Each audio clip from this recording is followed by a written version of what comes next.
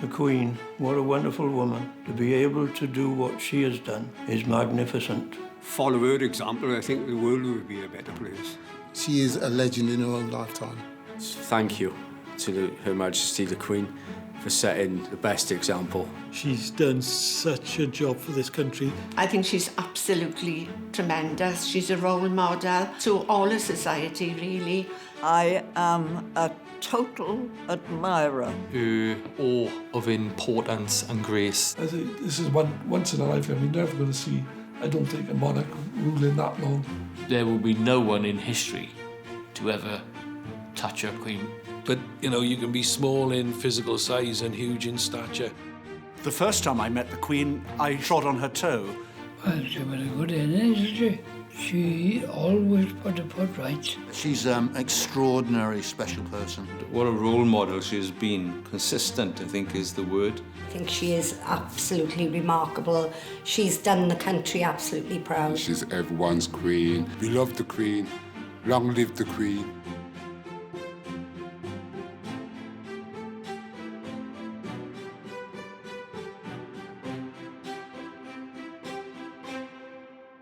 We had a television.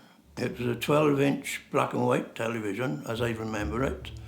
And we had to walk around with the aerial to get a decent picture. But at least we did watch the coronation all the way through. But there was only one in the street that had a television, and we all went in there to see the coronation. Something I'll never forget. As a child, a lot younger than Griff, sitting on the floor, so that we could all see the Queen being crowned. Absolutely tremendous. I loved every minute of it. Never forgot it, really. And then we went back outside after and finished off eating from the party. Absolutely lovely. We used to have a raffle every week that somebody would donate to make money to pay for the food. And I do remember, because I was only 8, but I do remember having to sweep the street clean to have the party not for any dust to be thrown all over the food that we was going to have. I can remember bits. I can remember having a tin, which I still got, with the Queen's head on. Little funny, stupid things like watery jelly, and some hot. I'm sure it was Corona pop. I might have been wrong, but I think it was Corona pop. And the tables all down the street. What are street parties? There were street parties. Because post-war, so I mean, people just wanted something to look forward to, didn't they? You know, in those days. And I think the community, they definitely, there's always been a sense of community in the valleys, which is absolutely amazing. But yeah, I'm sure there was. I do remember the Silver Jubilee. I was only about 13. There's a church up the road. I think it was Baptist, not really sure. And we had tea everybody dressed up, and they walked through the street, and we had, there was a tea in the vestry at the back, I think. Yeah, I was 15 with the Silver Jubilee. We had big street parties around the area. Flags and bunting, and everybody had street parties, tables length of the street with all the food. So it was quite good. The street parties, that's what I remember as a child. It was amazing. In those days, everybody was out in the streets. We had tables and chairs in the streets. Every street was decorated.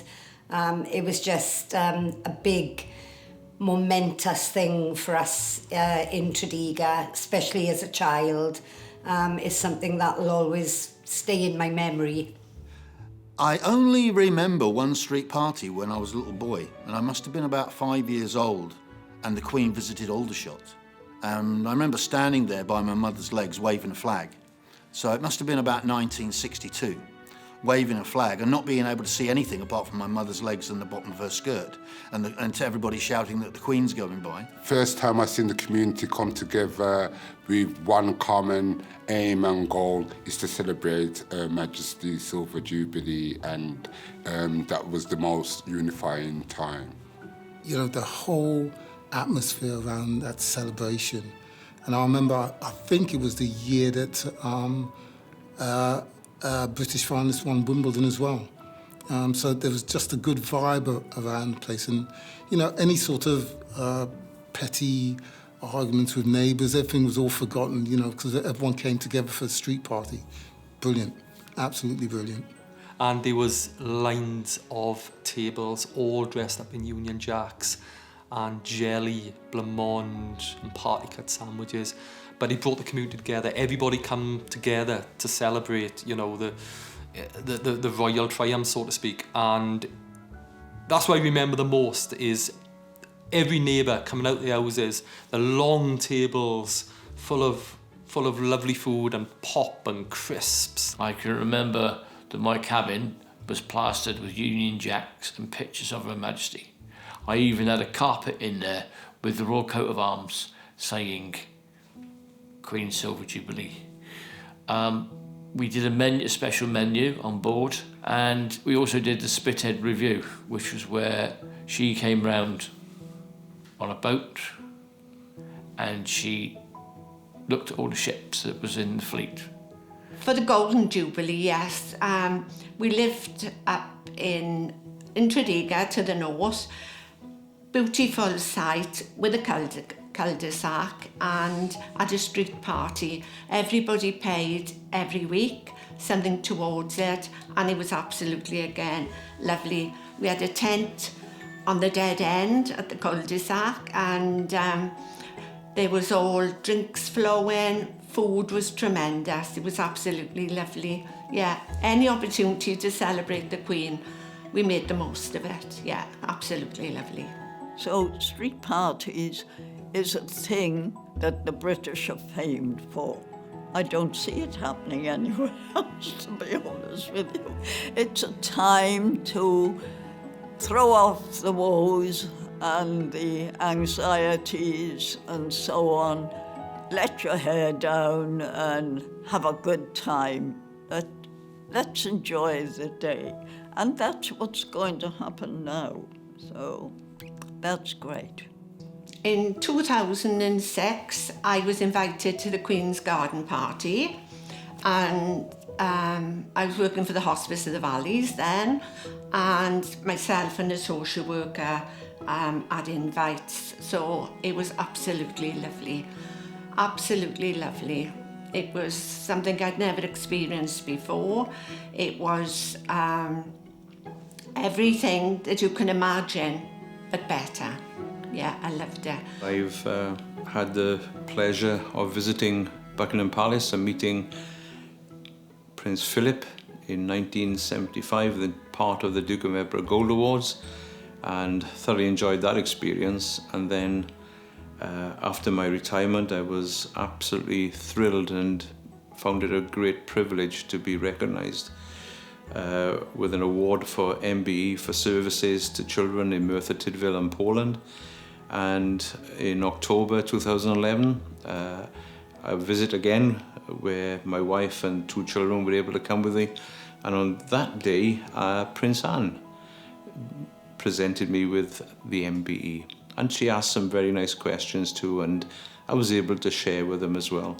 It was obvious that interest had been taken in who I am and my surname in particular. So she was asking questions like, where does my surname originate and where did it come from? So a nice conversation about my father and how it came to pass and how to be from the South Wales Valleys. And she took a lot of interest in that as well. I am one of the founding members of Cymru Creations, an organisation based here in Tredegar in Wales, and we are absolutely honoured to be receiving the Queen's Award for Voluntary Services, the highest award you can be awarded in the UK for enhancing the lives of people here in our community. I was very privileged to actually attend a garden party in Buckingham Palace where we briefly met the Queen a few years back. And what struck me about the Queen is her awe of importance and grace when she met people. She seemed to absolutely adore speaking to people about what they've done for their communities and why they're at the garden parties, and it was an absolute privilege. I got invited to Buckingham Palace to the garden party for 20 years voluntary service, which was a very, very proud moment. The garden party was absolutely amazing. The weather was beautiful. The gardens were unbelievable. They were just so lovely. And Prince Anne was there. So it was, again, a very memorable day. We met the Queen Mother when we came back from the Falkland Islands, and there was a few of us lined up. And she walked along the rows. There were 6 of us, and she shook her hand and said, "Thank you very much for what you've done for my daughter, Her Majesty the Queen, and what you've done." And a bit later on, she walked down on one of the alleyways that the guys were polishing. Well, not polishing, but mopping. And she walked on it by accident. And she said, "Oh, I am very sorry." And she took them up and just mopped it. She was a lovely lady. She was really, really gentle. We used to call her one of the boys, because every time she used to come on the ship, she would always go down the crew bar, as in the Royal Navy, go down the crew bar and drink a pint with the lads. But on the QE2, she would drink a pint with the lads. We met the Duke in Llanover Gardens, where he presented some of the Duke of Edinburgh awards, their gold. Wonderful chap. You know, he spoke to us individually, and we thoroughly enjoyed it. He wanted to congratulate us on being the assessor for the Gold Duke of Edinburgh Award. When I was a small boy, I was a chorister at St George's, Windsor, which is where the Queen lives for much of her time, and where she used to come to church at St George's Chapel, and it was our job to sing for her. So I met the Queen and most of the royal family at a much earlier age, I suppose, than most other people. Christmas Day, we all had to stay back in Windsor to sing the morning service for the royal family. And in my last year as a chorister, the head chorister and the deputy head chorister, that was me, were invited to the private apartments to have a cup of tea with the royal family. And I was talking to the Prince of Wales, who was a teenager at the time, and he said something which wasn't terribly funny, but in a terrifically sycophantic way. I laughed uproariously at his not terribly funny joke and stepped back to show how much I was laughing. And as I stepped back, there was a squeal behind me, and I looked round, and to my horror, I had trodden on the Queen's toe. And I was fully expecting at that age to be taken off to the Tower and be beheaded, but she did give me a rather old-fashioned look, but I don't think there was any lasting damage. Remember years ago taking my mother to Windsor for the first time, to Windsor Great Park, and we stopped at a crossroads because there was a police officer there, and he stopped us and he said, "Oh, you'll have to wait." All of a sudden, through the one fence on the other side came these grey horses pulling this carriage, and they were on their way to Royal Ascot, and in the carriage was the Duke of Edinburgh and Her Majesty the Queen, and they sort of manoeuvred to go through the other entrance to carry on their trip. And I remember just stopping and saying, "It's a really hot day," and my mother said, "Yes, it is. Do you fancy some water?" And she said, "No, it's all right. I think we've got some here." And off they went, you know. So very interested in what you were doing. And she took time to talk to you. And when we did the functions in Windsor Castle, because we were from the ship, she always used to thank us for doing the functions. She knew what was what. If something was out of place, she'd be the first to notice it. If something was missing, she'd be the first to notice it.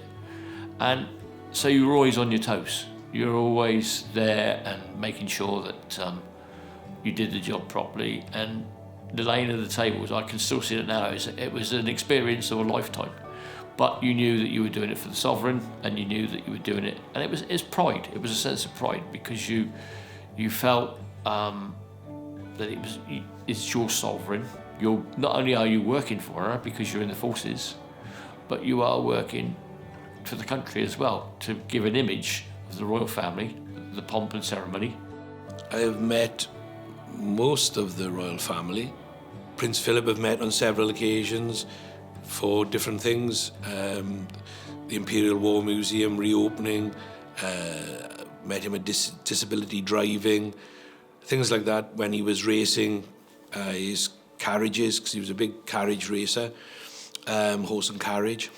Her Majesty I've met her at different occasions because of different things you get invited to, but you know, the two probably most important were when I got my awards off of her. I met Princess Diana many times because of my injuries and the programmes made about me. She got to know who I was, and we had sort of a fairly friendly relationship then, and she would come to see me if she knew I was in a room, or if I was in a garden party, she would make a beeline to come and see me. Very friendly. Prince Charles is quite chatty. Princess Anne, they spend a lot of time. Prince William is really down to earth. It's like speaking to your brother. And the Queen was really good as well. She was quite chatty, quite knowledgeable. And I tend to find that they're all quite chatty, quite knowledgeable and quite friendly. Prince Philip is a bit of a cad. He had that sense of humour that he's famous for when I met him. And I did my best military march in and arrived in front of the Queen, 6 steps away from the Queen, where we turned and faced her and came to curtsy and then up to face the Queen.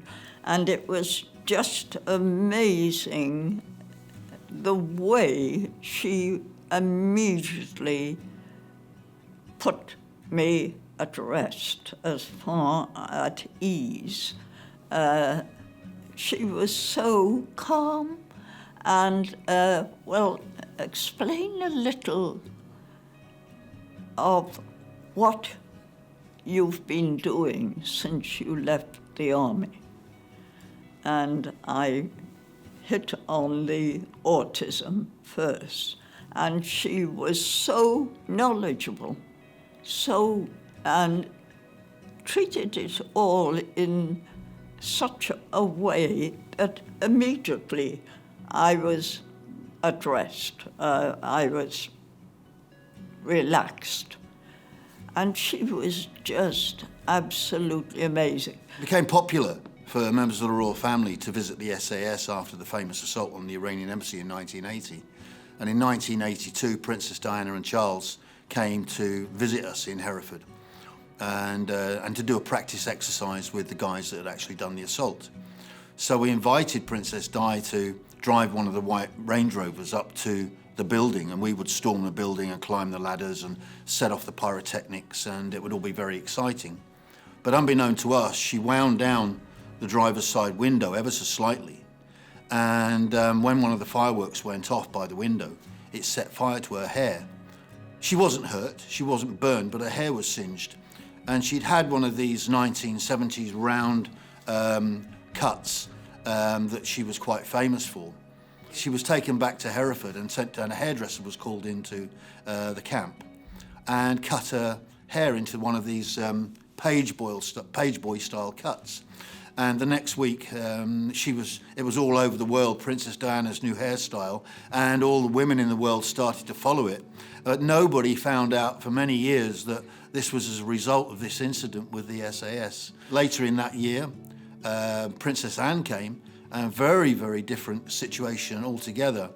Very switched on, strong character with huge authority.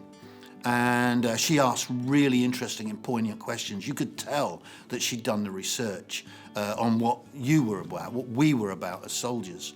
And you went away feeling a great deal of admiration for her. When I first met the Queen, my first impressions was she was smaller than I thought she was. I've always thought she was an incredibly beautiful lady. Even at her age now, I still think she's a very attractive woman. But, you know, you can be small in physical size and huge in stature, and that's what she is. We've also met Princess Anne. She actually attended a archaeological dig site up over in the next valley, and we took a group of youngsters over to meet Princess Anne, and what was wonderful about that she had so much time in the world for our youngsters from the Blind and Grenfell Academy. She spoke to each one individually and was so engaged and so nice to them, and it's something they'll remember for the rest of their lives. The Princess Royal came up to look at an archaeological dig on the side of Caerphilly Mountain, and I think she was a little bit surprised to come along to that. Absolutely no nonsense about her.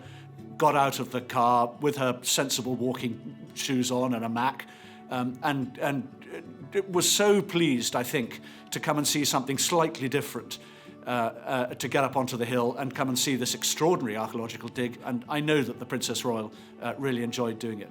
But I also remember Princess Margaret coming to Nelson, this tiny little village, to open the waterboard when it was opened in Nelson. I remember that, and the whole village was going nuts. There seemed to be thousands and thousands of people. Most of them I'd never seen before, and they'd obviously come from some other village and other towns, and they'd all come to see Princess Margaret. Well, isn't that amazing that we are now celebrating the Platinum Jubilee? And what a role model she has been. Consistent, I think, is the word. Caring, keen to represent what the royal family means to her and the people, the nation. A milestone, isn't it? It's a remarkable, and for her age, I think she is absolutely remarkable. She's done the country absolutely proud. Once in a lifetime, you're never going to see, I don't think, a monarch ruling that long. And what she does is marvellous. It is an outstanding achievement. It shows her commitment. It shows her aptitude, all characteristic, all of her virtues rolled up in one, and it shows that the longevity of her reign shows her love for her people. She's been a constant in our lives, and that's something that we'll never probably see again. I think it's fantastic, and the fact is that I'm here to see it. I can remember it, and of course all my siblings, children, and that kind of. So I think it's fantastic. To be able to do what she has done is magnificent. How many women could go look after their family the way that she has looked after her family, and still been the reigning monarch?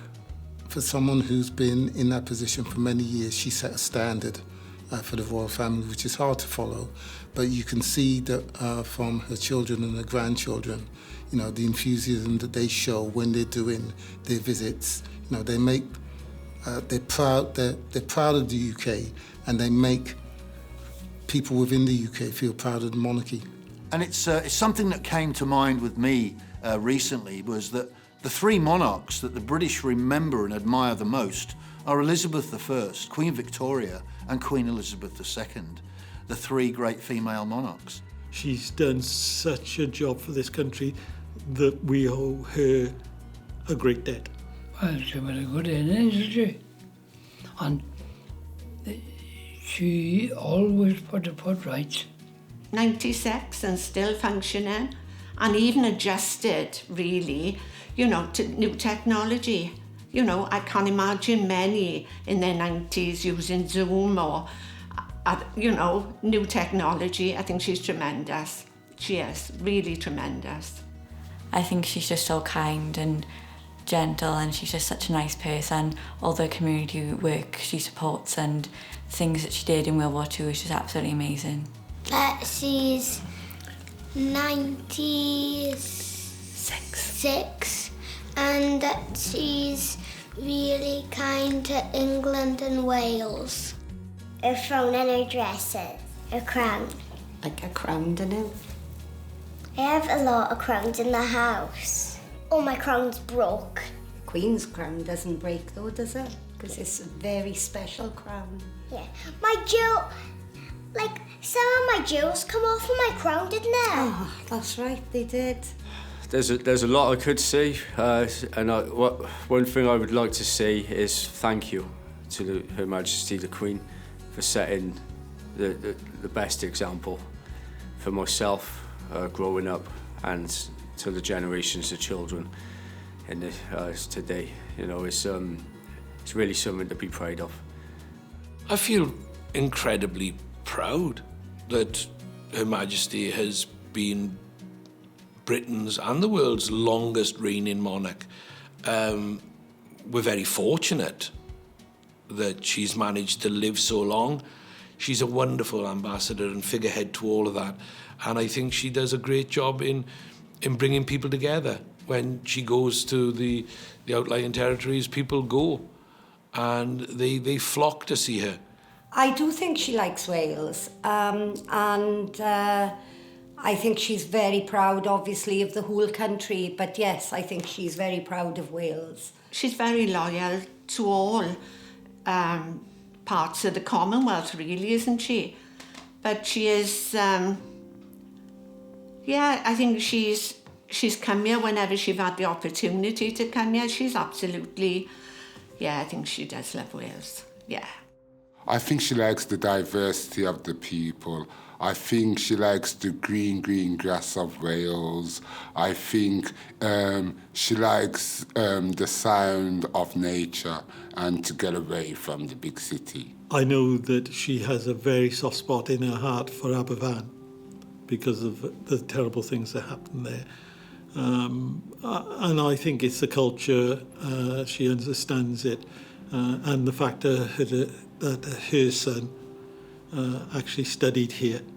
When I saw her and the way she was with the people at Ebervale, it was just amazing to me that she was so relaxed and enjoyed. And the times that she has been here, quite a lot of times, it's always been a huge success. And I really believe that the Queen has that love of all her kingdom. But I think there's a spark there for Wales, definitely. The Queen have visited Wales many times and always seemed to enjoy herself here, and the people of Wales love coming out to see her. When she opened the general offices in Ebervale, just one valley over from our town Tredegar, 4,000 people actually lined the streets to actually see and get a glimpse and meet the Queen. So it's obvious that the people in the communities of Wales love the Queen, love the royal family. She commented that the remarkable spirit of Wales is evident in this valley today. And myself and Prince Philip thank you for the wonderful, generously welcome, and wish you all the best for the future. The amazing example that she has set for everybody in the United Kingdom to aspire to throughout their whole lives. Monarchs before her and monarchs to follow her will struggle to achieve the same levels that she's achieved. She's never let herself down. She's never let us down as a people. And so we have this enormous pride in her, which, it sits right there. Genuinely is interested, and there's when she talks to somebody, it's never too much trouble, and she's got a way about her. I think it's got to be said she follows her mother in that respect, because when you speak to the Queen, it's almost as if you're personal friends, and her mother had that same trait where you spoke to Her Majesty, the Queen Mother, and it would be as if she'd known you all her life, and she might have only just met you, but it's that type of connection between you and a person who has stopped to speak to you, as opposed to you and the monarch. Having met the Queen and having talked to her, she is so down to earth. She would take on anything. She would match any effort. I have to say, I am a total admirer of the Queen. I think she has done the most amazing job. She made a vow at a very early age, and she has kept that vow right to this day. I think the ability of the Queen to relate to people, to make them feel that they're the most special person in the room, I don't think that's a skill you can learn. I don't think you can be taught techniques to do that. I think you have genuinely to be interested in people. So I'm in huge awe of her ability, and indeed of all of the royal family, to be able to talk to people and genuinely make them feel like they're the only person in the room, even if it's only for 10 or 15 seconds. I've seen the Queen doing it. I've seen at close quarters the Prince of Wales, the Princess Royal, Princess Anne, other members of the royal family, the Duke and Duchess of Cambridge, who were here in Gwent just recently. They're all extraordinarily talented at making people feel like they are the most important person in the room. But you can only do that if that's what you genuinely believe, if you really like dealing with people. It sets an example of duty, a set of standards for people to look up to, of all generations, including my own children, which is fascinating, really, because the veterans in the community we support of all age groups, of all different periods, from World War II up to modern conflicts such as Iraq, Afghanistan. And one thing that's persistent throughout that is the sense of pride and respect for Her Majesty the Queen. And a lot of that is because of the standards that she bears and the example she sets to the whole country, but not just the country, the world. And that's something we should all be proud of. And that's something that's also emphasised by the veterans I've met from the Commonwealth communities. And everybody takes a great sense of pride of the Queen. The one unit, the monarchy, the constitutional monarchy, the Queen, is a unifying bond that brings Scotland, Northern Ireland and Wales together in a way that politicians can never do. The Queen and a constitutional monarchy in many ways is extraordinarily special, and it keeps us united as a people, I think. I'm just honoured, one, to be a Deputy Lieutenant of Gwent, which means that I get to represent Her Majesty, which is a great honour for me because I was born and brought up in Pill, which is a docks area of Newport, as a youngster in my working life where, you know, somebody of colour was had all kinds of problems.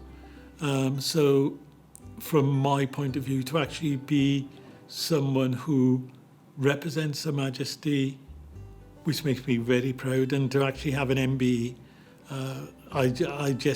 I think one of the greatest regrets I have got is that my parents weren't around to see it.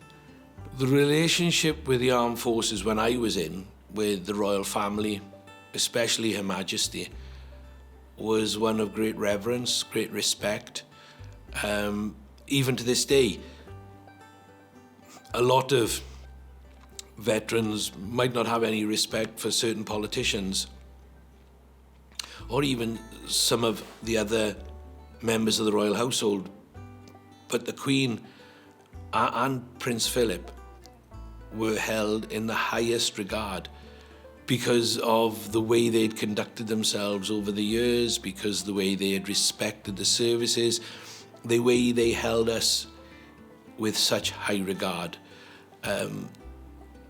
But when you look at Her Majesty, you cannot step away from the fact that this lady, this woman, this incredible human being has given her whole life to our country.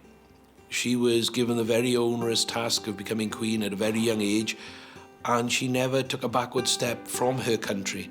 Her country was everything. And whatever slings and arrows have come her way, she has always remained incredibly dignified. From my generation, and even up until this day, the guys still hold Her Majesty in the highest regard. You know, she is just a special, special lady. Is that a question? Platinum Jubilee. The Queen's 70th reign.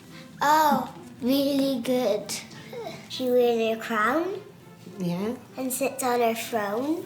I have heard that she can speak fluent French, and I think that's crazy. That she's good with interacting with the public. Has loads of corgis and she likes dogs. I like her fashion.